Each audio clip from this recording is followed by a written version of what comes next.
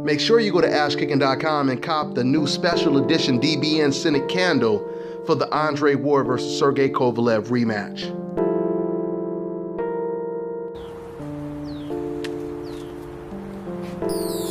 This is Bobby, and you're watching Dante's Boxing Nation. He was behind. If you look at the first part of the fight, the first half, Spence was behind, but he didn't get panicked. Yeah, he didn't panic. He stayed with his game plan. He knew he was going to go deep in the waters in the later part of the fight. And he studied him too.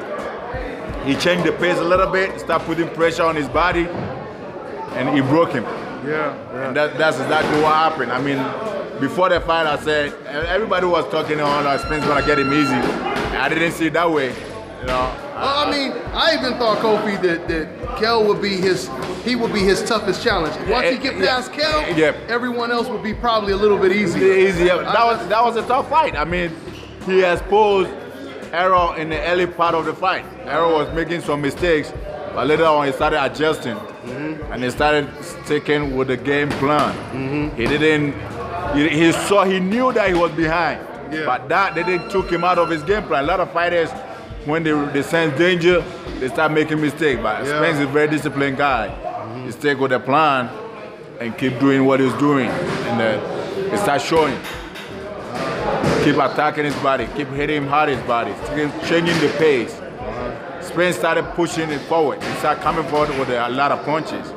And Brock wasn't used to that. Brock always want to fight in his comfort zone, want to take his time and move around, and Spence wasn't giving him that space to do that.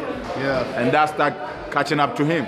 You think that's why Errol Spence was able to take away the clinch? Because at first, Kell Brook was successful with the clinch in the first half, right? Yes. But by the second half, he couldn't even. Second part of the fight. Why is that he couldn't hold him anymore? Because Spence adjusts and he was more on angle. You know, he was southpaw. Before he was a little flat, and when they start going on angle and start shooting from long shot to the body, it's hard to reach out to hold somebody when they're attacking your body. And you saw that Brooks couldn't start holding him anymore. Because whenever you get close to him, you change level and they start taking right away.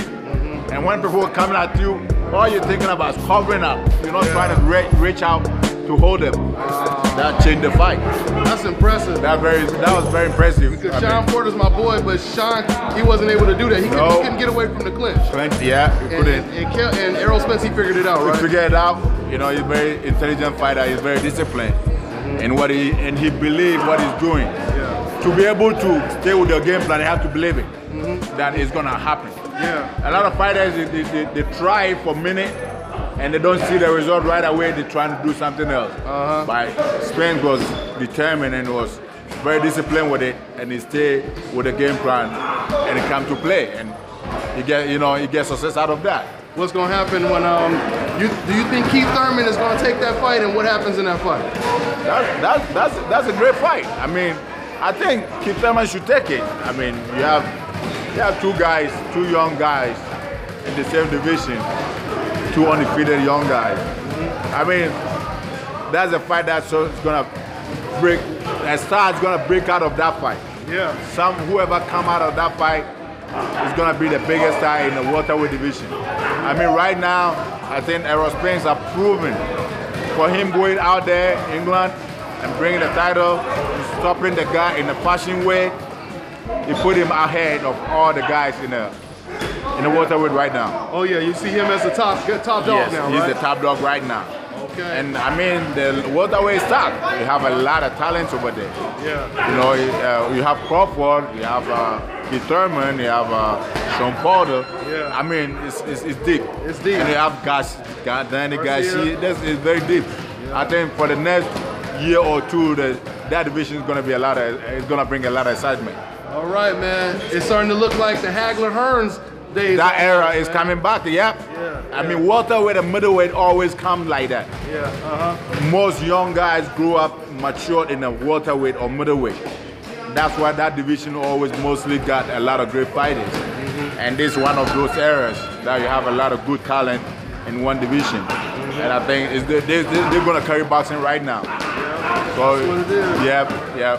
Thank you. My man Kofi Jantuah, y'all.